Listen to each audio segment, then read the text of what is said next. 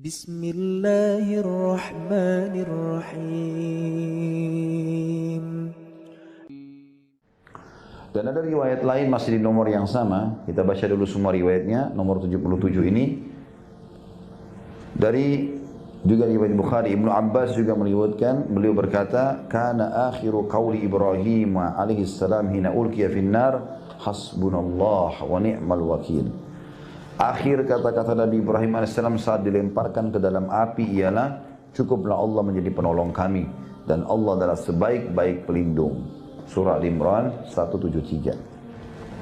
Kalimat ini kalimat penolong di saat seseorang muslim dalam keadaan genting, dalam keadaan sulit.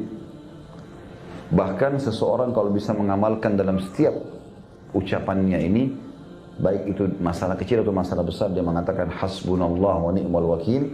Kata para ulama, Allah pasti akan tutupi permasalahannya itu. Dan Ibnu Abbas radhiyallahu anhu menyebutkan di sini tentang masalah Ibrahim alaihissalam mengucapkan pada saat dilempar di api untuk menjelaskan, ketahuilah kalau Ibrahim alaihissalam selamat justru karena kalimat ini. Api berkobar, dilempar ke dalamnya dan selamat justru karena kalimat hasbunallah wa ni'mal wakil. Ada yang fitnah Bapak Ibu sekalian, hasbunallah wa ni'mal wakil. Ada yang ganggu, hasbunallah wa ni'mal wakil. Selalu kita ucapkan, Allah akan jadi pelindung bagi dia, ya. Kita pasti akan ditolong dan kita akan dilindungi. Dan kasus Nabi Muhammad SAW disebutkan dalam hadis ini, dan Nabi Muhammad SAW ucapkan pada saat orang-orang berkata kepada beliau. Jadi ini ahli tafsir mengatakan ini terjadi pada saat kasus Hamrat Asad, peperangan Hamrat Asad. Jadi di perang Uhud Nabi SAW muslimin sempat terkalahkan dan luka-luka semua badannya. Ini pernah saya ceritakan kisahnya. Tidak ada satupun sahabat termasuk Nabi SAW kecuali luka. Dan minimal mereka punya 3 luka di badannya. Sabetan pedang, tombak, luka semuanya. Sampai ada sahabat gak bisa lagi jalan. Tinggal dipikul lalu dimasukkan ke dalam rumahnya. Itu terjadi di tahun 3 Hijriah di hari Sabtu. Pas sudah selesai perang terjadi habis duha. Kemudian selesai peperangan menjelang asar. Sudah sore, orang-orang musyrik sudah pulang. Nabi SAW pulang bersama muslimin. Jenazah-jenazah dikuburin syuhada Uhud, kemudian pulang ke Madinah.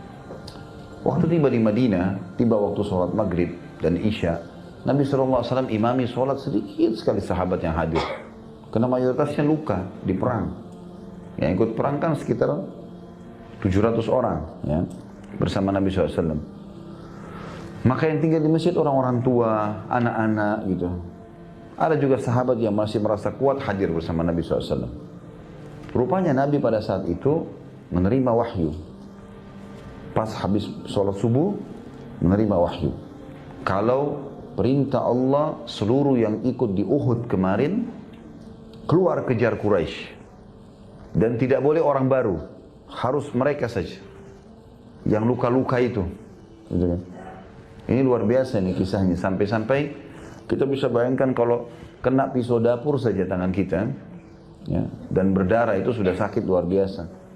Atau mungkin kena apalah ya, kakinya kena paku misalnya. Ini badan mereka minimal diantara mereka itu kena 3 sabetan pedang atau tusukan tombak, luka. Ada yang penuh 70 luka di badannya, gitu kan? Tapi perintah Allah SWT suruh keluar mereka. Maka para utusan Nabi SAW keliling Madinah. Wahai yang hadir di Uhud kemarin, dan bukan selain kalian, tidak boleh orang baru, bukan orang yang sehat, yang sakit-sakit itu kemarin. Semuanya kalian diperintahkan oleh Allah, wahyu telah turun kepada Nabi SAW untuk menyerang Quraisy. Uniknya pada saat itu, semua sahabat yang tadinya luka-luka ini bangkit, bangun. Ada yang jalan merangkak, ada yang dipikul sama temannya, ada yang dibantu oleh anak-anaknya dinaikkan di atas kuda. Pokoknya mereka jalan semua.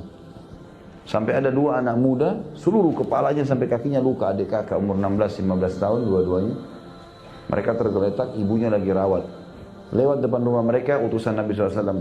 Hai yang sudah ikut di Uhud kemarin muslimin, Rasulullah SAW menerima wahyu menyuruh kalian menyerang Quraisy. Dan Nabi SAW menunggu sekarang di pintu gerbang Madinah. Maka si kakak bilang sama adiknya, bagaimana bisa kita tetap di ranjang sini sementara utusan Rasulullah SAW sudah memanggil kita? Adiknya bilang, bagaimana caranya kita pergi? Bergerak dari ranjang aja nggak bisa. Kata kakaknya, saya seret kamu beberapa langkah, kamu seret saya beberapa langkah. Harus kita pergi. Lalu mereka saling seret-seret berdua dalam kondisi luka. Sampai orang yang lihat menyaksikan nangis semua pada saat itu. Kejadian luar biasa ya. Pasukan Nabi SAW berkumpul di pintu gerbang Madinah, semuanya luka. Dalam kondisi kesakitan. Ya, mereka masih ada yang ditampal dengan daun-daun badannya. Lalu Nabi SAW melihat mereka, lalu mengatakan, bergeraklah. Bergerak, jalan. Bukan pasukan baru ini. Rupanya, orang-orang munafik di Madinah mengirim informasi kepada Quraisy. Quraisy masih istirahat di satu tempat namanya Hamrat Asad. Lokasi. Ya, kalau Hamrat Asad ini terjemahnya sebenarnya singa merah ya. Itu makna, itu nama sebuah gunung di sana. Yang gunung itu kelihatannya bentuknya mirip singa dan warnanya kemerah-merahan. Itu sebagian hadis sejarah mengatakan. Sebagian lagi mengatakan memang di situ diberikan nama saja Hamrat Asad. Ya. Maka orang-orang Quraisy bingung.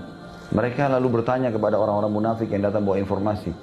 Yang Muhammad bawa ini, pasukan baru atau pasukan kemarin?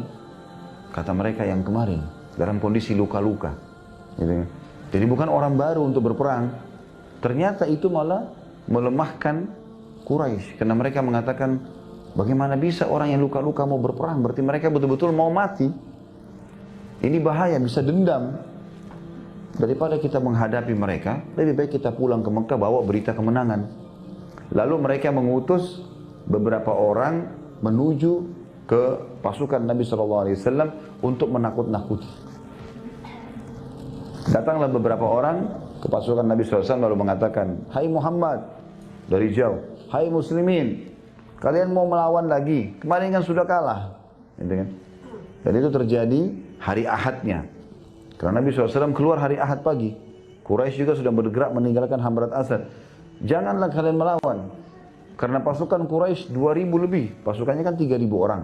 Ada korban beberapa orang. 2.900 pasukan Quraisy masih ada. Mereka sudah kuat dan mereka akan menyerang kalian. Supaya takut itu. Ternyata seluruh sahabat bersama Nabi SAW itu 700 orang atau 630 orang. Karena ada 70 korban Uhud ya pada saat itu. Mengatakan hasbunallah wa ni'mal wakil. Allah sebaik-baik penolong dan pelindung. Itu makna daripada potongan perkataan Ibnu Abbas radhiyallahu anhu dan Nabi SAW ketika mereka mengatakan kepada Nabi SAW, ya, sesungguhnya orang-orang telah bersatu untuk melawan kalian. Artinya Quraisy akan kembali melawan. Maka takutlah kepada mereka, pulanglah ke Madinah sebelum kalian dibunuh semua. Maka ucapan itu justru menambah iman mereka, maksudnya para sahabat dan Nabi SAW, dan mereka mengatakan, cukuplah Allah menjadi pelindung kami dan Allah adalah sebaik-baik pelindung. Justru Allah membuat mereka ketakutan. Akhirnya orang-orang Quraisy pulang semua dan Nabi SAW tiba di Hamrat Asad pada saat itu dan berkemah di situ selama 3 hari untuk membuktikan pada Quraisy memang betul-betul mau berperang. Tentu banyak hikmahnya di sini. Hikmah yang pertama, perang Uhud adalah perang kedua muslimin. Artinya masih baru berperang. Sebelumnya Badar menang, sekarang Uhud kalah, gitu kan? Maka itu membuat syok secara kejiwaan. Supaya sahabat tidak syok berperang, tetap mau berperang, maka hikmah ilahi disuruhlah mereka keluar. Dan ternyata betul, dengan mereka keluar, Quraisy takut. Jadi tidak berpengaruh masalah luka-luka mereka itu, gitu kan? Akhirnya mereka pulang ke Madinah dalam kondisi puas. Walaupun mereka dikalah di Uhud, ternyata di Hamrat Asad mereka tunggu sampai 3 hari, Quraisy nggak berani datang. Maka menghidupkan kembali ma'nawiyah dalam bahasa Arab. Artinya semangat itu kembali lagi hidup ya, untuk berperang. Dan betul terjadi. Setelah itu para sahabat semangat lagi mengejar mati syahid. Yang kedua, hikmahnya adalah untuk membuktikan kepada para sahabat, kalaupun kalian sampai berperang, dalam kondisi kalian luka-luka, tetap Allah akan berikan kemenangan pada saat itu. Kalau seandainya Quraisy kembali menghadapi muslimin di Hamrat Asad, maka Allah akan memastikan kemenangan. Walaupun mereka luka-luka. Dan akan terjadi korban yang besar pada Quraisy. Tapi karena mereka tidak kembali, maka Allah SWT memberikan ketenangan jiwa kepada muslimin dan menganggap sudah menang.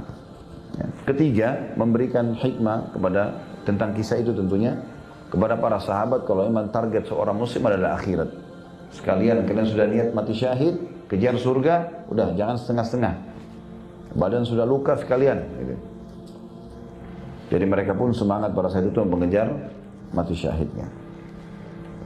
Jadi kalimat ini Bapak Ibu sekalian gunakan dalam setiap keadaan. Hasbunallah wa ni'mal wakil. Hasbunallah wa ni'mal wakil. Selalu kita ucapkan.